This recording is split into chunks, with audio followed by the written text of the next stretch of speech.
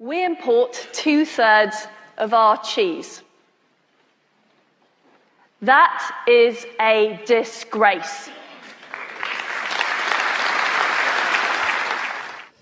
A disgrace indeed. Yes, Lizzie. So, yeah, this is a bit of a rant.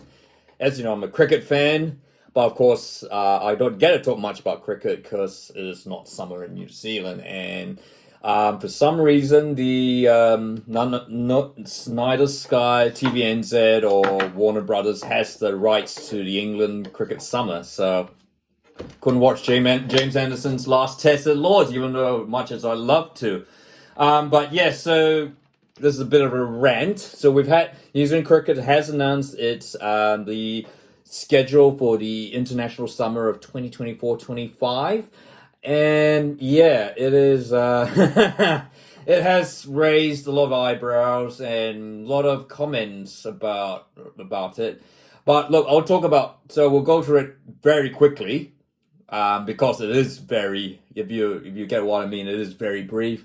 So November, December, the men's Black Caps play England in 3 tests, and then the Black Caps 3 tests against England. Then they have 2 T20s against Sri Lanka.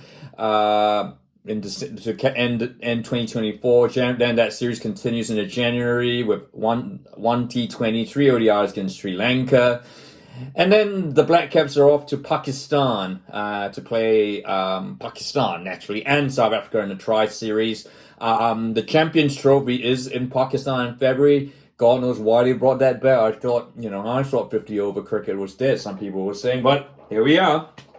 And then they return to New Zealand to play Pakistan. Look, I love Pakistan cricket, but that is a lot of Pakistan in the space of a few months, and I think by March we're going to be absolutely sick of playing Pakistan. 5 T20s, good grief, and 3 ODIs between over March and April. Yeah, I don't know. Look, the series is going to end by the time the series ends. Daylight savings would have ended in New Zealand, I think.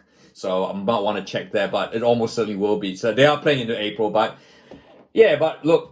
And I should quickly mention White Ferns, 3 ODIs. They don't play Test cricket, by the way. White Ferns, which is the women's side, they play 3 ODIs, 3 in December, then 3 ODIs, 3 2020 against Sri Lanka, and then in March, 3 2020s against Australia. And there will be a couple of those which will be double hitters with the men. So they are back.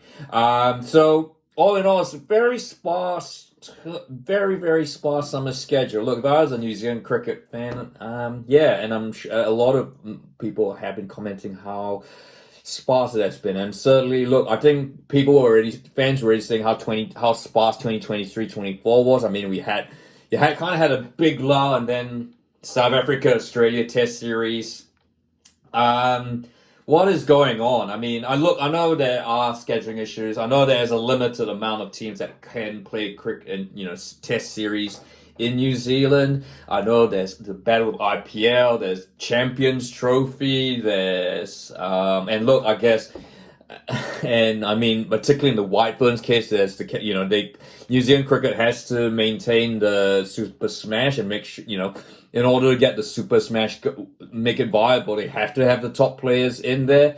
But this is ridiculous. Like, then the England Test series is. I know, look, England have other commitments. I have to check whether this is the season with the Ashes. But this is ridiculous. This is absolutely ridiculous. Like, we're only going to have 1 Test series, and I guess 3 tests. That is still sparse. Like, where's Afghanistan? Where's Ireland?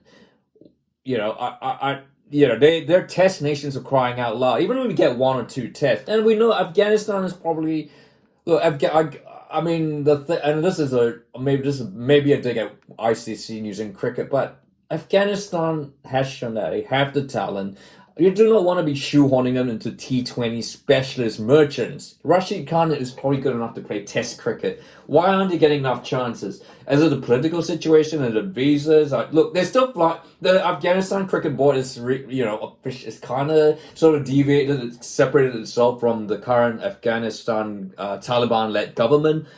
So is there? I can't see any political, and it just doesn't make sense. Of course, Ireland, what is going on? And even Zimbabwe. Look, I mean, I don't care. Like we we can't just have one Test series.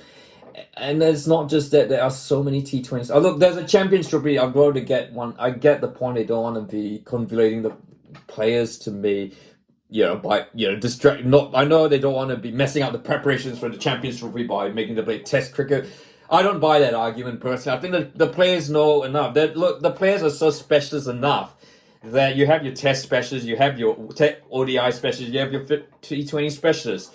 They're almost like it's almost like rugby sevens from the 15s or futsal from regular football. There's almost no need to I mean, there might be a bit of overlap, but not really, no. Kane Williamson doesn't even have a central contract with New Zealand cricket anymore. Maybe that's why he might have seen this and realized, why am I getting a central contract with the amount of cricket they're playing? So, yeah, look, I know David White, the former New Zealand cricket CEO, had some of his critics, but I thought he was a really good CEO, and we got some really good cricket action during that time. The Spark TVNZ deal. Look, I think it's worked out positively in that we get New Zealand cricket's got cricket in New Zealand is on free to air. It's through TVNZ Plus. Don't know how long that's going to be. Don't know how viable that's going to be in the long run, but I guess who knows? You never know.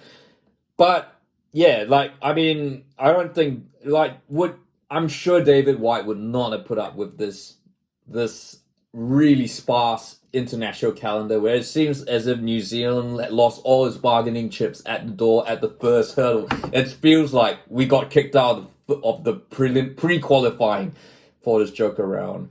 But that's my rant about this 2024-25 New Zealand cricket summer schedule, which is certainly sparse for the men, and I'd argue certainly sparse for the women. I know the women don't play tests like England and Australia, but this is an embarrassment, New Zealand cricket. But look, I'd like to hear your thoughts on this.